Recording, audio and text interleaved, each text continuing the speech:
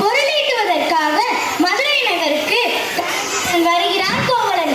அங்கு அவன் செய்யாத குற்றத்துக்காக மரண தண்டனை பெறுகிறான். ஆராயாமல் தீர்ப்பு வழங்கினான். அரசன் மீது குற்றம் சாட்டும் கண்ணகி தன் காற்சிலம்பை கொண்டு தன் கணவன் கள்வனல்லன் என்பதை உணர்த்துகிறார். அரசனுக்கும் கண்ணகிக்கும் நடக்கும் உரையாடலே இங்கு நாடகமாக அமைந்துள்ளது. யார் பெண்ணே, எதற்காக வந்திருக்கிறாய்? என் பெயர் கண்ணகி. நான் மன்னனிடம் நீதி கேட்டு வந்துள்ளேன். நான் மன்னனிடம் அனுமதி விட்டு வருகிறேன். காத்திர பெண்ணே.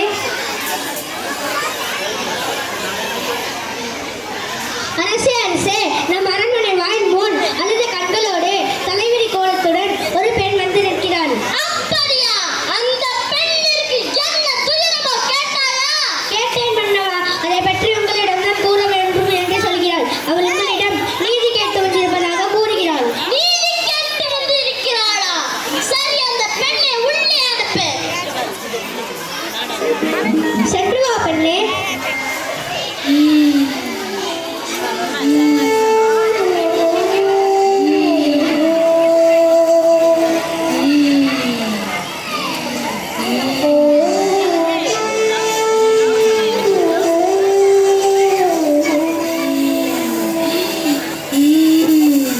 இளங்கொடி போன்ற பெண்ணே, அழுத கண்களுடன் தலைவிரி கோலத்துடன் எம்மை காண வந்ததன் காரணம் என்ன?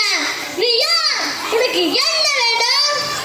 ஆராயாத நீதி வழங்கிய மன்னனே, என்னையா யார் என்று கேட்கிறாய்? சொல்கிறேன் கேள்.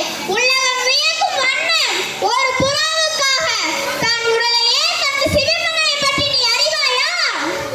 பார் போன்ற பசுவை மக்கள் தெய்வம் என வணங்க அதன் கன்றே தேர்காலில் இட்டு கொன்ற தன் மகனையும் அதே தேர்காலில் இட்டு கொன்றானே மருநீலி சோழன், அவனை பற்றியும் நீ அறிவாயா?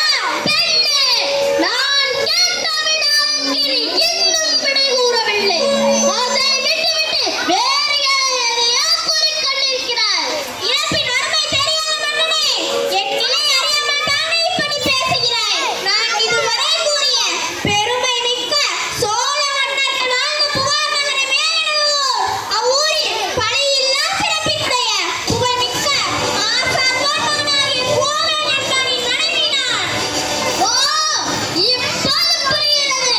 அந்த கோவலனின் மனைவியா நீ? போதும் மன்னா, என் கணவனை இழப்பதற்கு உனக்கு என்ன தகுதி இருக்கிறது? ஊழ்வினை பயனாய் உன் ஊருக்கு வந்து என் கால்சிலம்பை விற்க வந்த என் கணவனை அநியாயமாக கொன்று விட்டாயே, நீ செய்தது தகுமா? பெண்ணே, போதும் நிறுத்து. கள்வனை கொல்வது கொடுங்கால் என்று அங்கு ஏற்புடையது. அது அறநெறியாகும். இது அனைவரும் ஏறுவார்களே, உனக்கு தெரியாதா என்ன? அறநெறி தவறிய மன்னனே, தவறிழைத்தவர்களை தண்டிக்க தகுதி உடைய மன்னனுக்கு உரியது என்பதை நானும் அறிவேன். ஆனால் நீ கூறுவது போல என் கணவன் கள்வனல்லன்.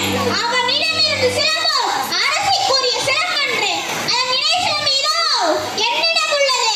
என் கால் சிலம்பின் பெயர் மாணிக்க கற்களால் ஆனது. பெண்ணே, நீ சொல்வது உண்மைதானா? உண்மையான அரசிற்குரிய சிலம்பு பெயர் முத்துக்களாலானது. ஆதாரம் இந்த அவைகளிலே அனைவருக்கும் முன்னே மெய்ப்பிக்கிறேன். யார் அங்கே? கோவலனிலிருந்து கைப்பற்றிய சிலம்பை கொண்டு வா.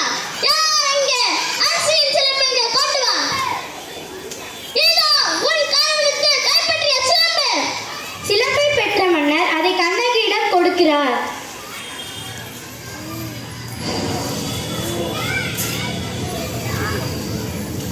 இதோ அரசியின் சிலம்பு முத்துக்களாலானது.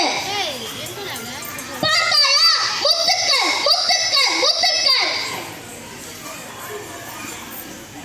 கண்ணகி அச்சிலம்பை கையில் எடுத்து தரையில் போட்டு உடைக்கின்றாள். அதிலிருந்து மாணிக்க கல் ஒன்று அரசனின் முகத்தில் பட்டு தெரித்து விழுகிறது.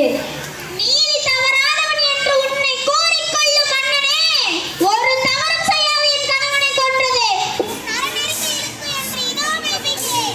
இங்கே பார். பார்த்தாயா? மாணிக்க கற்கள், மாணிக்க கற்கள்.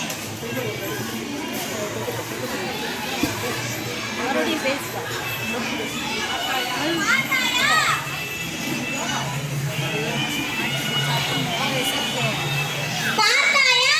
மாணிக்க கற்கள், மாணிக்க கற்கள். ஆ, தவறிழைத்து விட்டேனே. பிரஸ்வல் கிட்ட பெரும்பழை செய்தேனே. யானை அரசன், யானை கல்வன், என் குலத்தில் யாரும் செய்யாத பழி சொல்லிக்காராயிட்டேனே. இனிமேல் யார் உயிரோடுத்தா தகுமா? இனி எனக்கு பெண் குன்ற கூட இருக்கு. செங்கோடன் எதற்கு? மணிமகுடம் எதற்கு? இனி என் காலம் இன்றோடு முடிவதாக.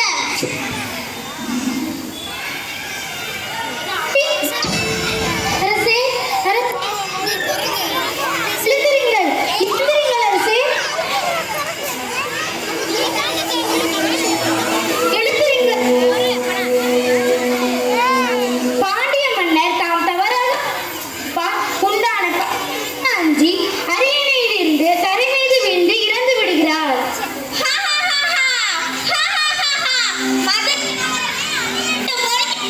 தீ பற்றி எரியட்டும்.